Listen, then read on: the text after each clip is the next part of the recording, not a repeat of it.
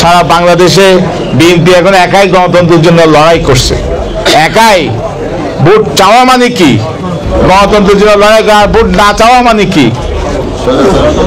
এটা একটা ষড়যন্ত্র। আমি এটা বুঝি। জনগণের অধিকার প্রতিষ্ঠার মধ্যে ভোট আছে, যে ভোট যে নির্বাচিত সরকার। আর যারা সংস্কার বলে, আপনি দেখেন, আমি এখন একটু আলাপ করেছিলাম এক সাংবাদিকের সাথে, যে যারা সব ইলেকশন চায় না, সংস্কার চায় বলছে, ওরা তো সংস্কারের কোনো দফা দেয় নাই, কর্মসূচি দেয় নাই, দিচ্ছে। তাদের সংস্কার কি? তারা রাষ্ট্র ক্ষমতায় গেলে তারা কি করবে? অথবা ছেলেরা বৈষম্যবিরোধী ছাত্র আন্দোলন, কেউ তো বলে নাই। কিন্তু আমরা তো 2 বছর আগে 31 দফা দিয়ে দিয়েছি। সংস্কারের কথা আমরা আগেই বলেছি। আমরা বলেছি যে যত তাড়াতাড়ি ভোট দেবেন তত গণতন্ত্র সুসংহত হবে, আর যত সংস্কার বলবেন তত কিন্তু ষড়যন্ত্র শুরু হবে।